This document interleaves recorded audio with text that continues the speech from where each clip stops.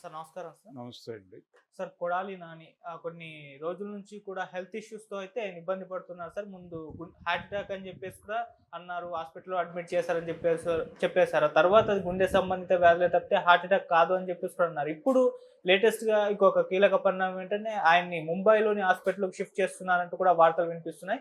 అంటే నిజంగా ఆ స్థాయిలో ఆయన హెల్త్ ఇష్యూస్‌తో బాధపడుతున్నారా అని కూడా మాట్లాడుతున్నారు సార్. మరి ఏం జరిగింది కొడాలి నాని గారి విషయంలో సార్? ఆయన అనారోగ్యంతో బాధపడుతున్నారు. హ్మ్. గుండెకి సంబంధించిన సమస్యలతో. అంటే వాల్వ్స్ ఏవో క్లోజ్ అవ్వటం ఇలాంటి సమస్యలేవో ఉన్నాయి ఆయనకి. హ్మ్. అయితే దానికి సంబంధించిన ట్రీట్మెంట్ కోసం ఏదో ప్రయత్నాలు జరుగుతున్నాయి. బాంబే కాదు, హ్మ్. ఇతర దేశాలకి లండన్‌కో ఎక్కడికో తీసుకెళ్లే ప్రయత్నాలు కూడా జరుగుతున్నాయి. అమెరికా, లండన్ ఇలా రకరకాల ఆలోచనలు నడుస్తున్నాయి. ఆల్రెడీ వాళ్ళు ఎవరెవరు వెళ్ళాలి అనేది కూడా నిర్ణయాలు జరిగిపోయినాయని చెప్తున్నారు. హ్మ్. ఒక లిస్ట్ బయటకు వచ్చేసిందని కూడా చెప్తున్నారు. అయితే ఇక్కడ ఒక స్పెక్యులేషన్ ఏంటంటే ఆయన ఈ అనారోగ్యాలు ఇవన్నీ చెప్పి విదేశాలకు వెళ్ళిపోయి అక్కడే ఈ 3 ఏళ్ళు కాలక్షేపం చేసి ఎన్నికల సమయంలో మళ్ళీ వెనక్కి వస్తారు. అప్పటిదాకా రెస్క్యూ కోసం వీటిని సాకుగా చూపించి వెళ్ళిపోతున్నాడు అనే ఒక ప్రచారం జరుగుతోంది. అంటే ఈయన విజయ్ మాల్యా లాగా కేసుల నుంచి తప్పించుకోవడానికి వెళ్ళిపోతున్నాడు, అరెస్ట్ కావడం ఇష్టం లేక వెళ్ళిపోతున్నాడు అనే పద్ధతిలో ఒక ప్రచారం ఆల్రెడీ కూటమి తాలూకా సోషల్ మీడియా ట్రోల్ సైన్యం మార్కెట్లోకి పట్టుకొచ్చింది. ఆ చర్చ జరుగుతోంది.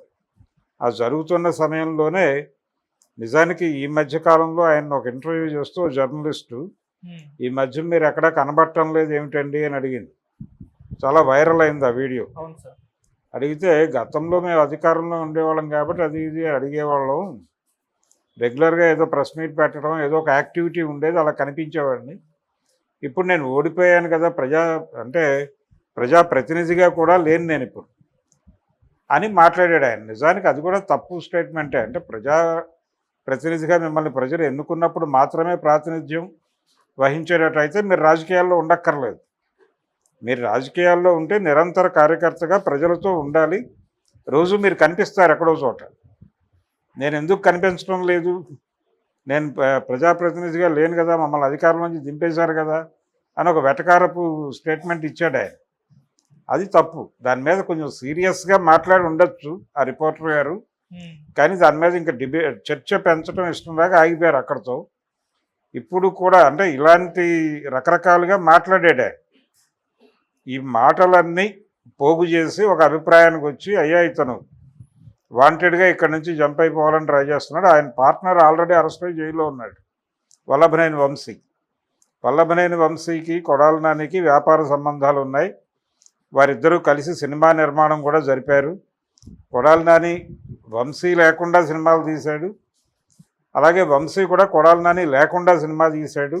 వాళ్ళిద్దరూ కలిసి కూడా ఒక పెద్ద హిట్ సినిమా తీశారు, అదుర్స్ అనే సినిమాకి వాళ్ళిద్దరే ప్రొడ్యూసర్లు, ఎన్టీఆర్ది. అలాగే ఎన్టీఆర్ సాంబాక్ కూడా ఆయన ప్రొడ్యూసరు కొడాలి నాని గారు ఎన్టీఆర్ ఫిల్మ్స్ అనే పేరుతో ఒక జూనియర్ ఎన్టీఆర్ తొలి రోజుల్లో ఆయన సినిమాలను ఎక్కడ వేయాలి, ఏ థియేటర్లో వేయాలి, ఎలా ప్రమోట్ చేయాలి అనే దానికి సంబంధించి కూడా ఒక డిస్ట్రిబ్యూషన్ నెట్వర్క్ పెట్టుకుని విజయవాడలో ఆపరేట్ చేసేవాడు. కొడాలి ఫిల్మ్స్ దాని పేరు. కొడాలి ఫిల్మ్స్ అనే పేరుతోనే ఒక స్రవంతి మూవీస్ ఆఫీస్తో పాటు కలిసి ఉండేది విజయవాడలో. అలా ఆయన ఒక డిస్ట్రిబ్యూషన్ వ్యవస్థను కూడా నడిపాడు ఎన్టీఆర్ కోసం.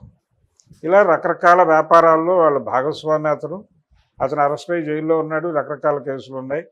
ఈయన మీద కూడా చాలా వ్యతిరేక అభిప్రాయాలు ఉన్నాయి తెలుగుదేశం పార్టీలో.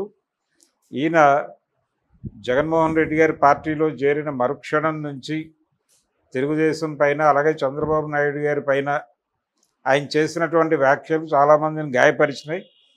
ఏ క్షణమైనా ఈ గాయపడినటువంటి తెలుగు తమ్ముళ్ళు ఒక 50 ప్రాంతాలలో మా మనోభావాలు గాయపడ్డాయని కేసులు పెడతాయి.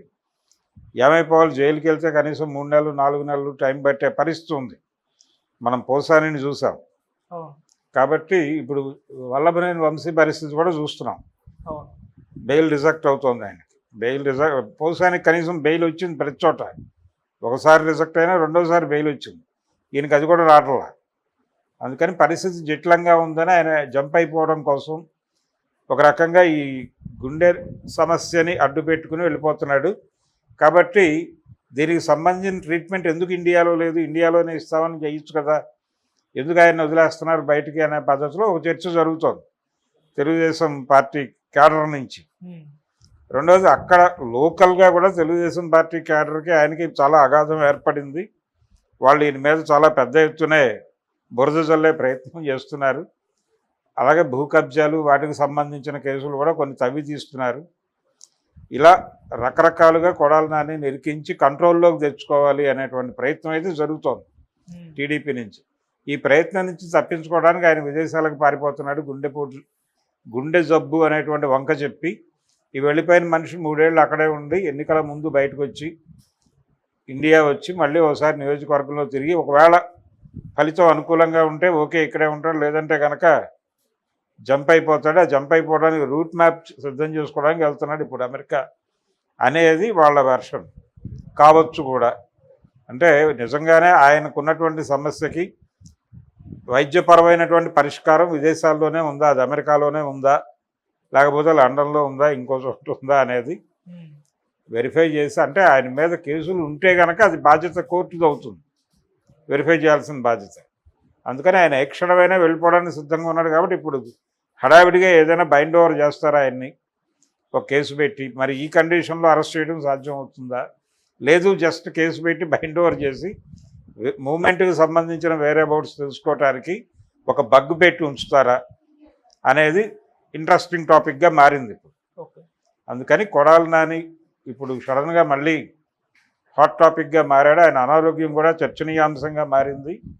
ఆయన విదేశాలకు పారిపోవడానికే గుండె జబ్బు డ్రామా ఆడుతున్నారని చెప్పి వాళ్ళు చాలా ఓపెన్గానే మాట్లాడేస్తున్నారు. మరి డాక్టర్లు ఎలా నిర్ణయిస్తారు ఏమిటి అనేది చూడాలి. మొన్న పోసాని కృష్ణమురళిని హాస్పిటల్కి తీసుకెళ్ళినప్పుడు కూడా ఇలాంటి కథనాలే వెలువడినాయి తెలుగుదేశం మీడియాలో, ఆయన డ్రామా చేస్తున్నాడు అని. అదే పద్ధతిలో ఇప్పుడు ఈయన మీద కూడా దాడి జరుగుతుంది. కొన్ని సందర్భాల్లో వాస్తవం కూడా అయి ఉండొచ్చు. ఆయన చాలా కాలంగా కొంచెం నీరసంగా అదొక తరహాగా గతంలో ఎన్నడూ కనిపించని రీతిలో కనిపిస్తున్నాడు కొడాలి నాని. చాలా యాక్టివ్గాను అగ్రెసివ్గాను ఉండే కొడాలి నాని ఇలా ఉంటున్నాడు ఏంటి అని చెప్పి చాలామంది మాట్లాడారు. ఇలా ఉండటానికి కారణం ఆయన హార్ట్ ప్రాబ్లం కావచ్చు. అందుకని ప్రతి విషయానికి పాజిటివ్ నెగిటివ్ 2 ఉంటాయి. కేవలం ఒకే దృష్టితో నిర్ణయం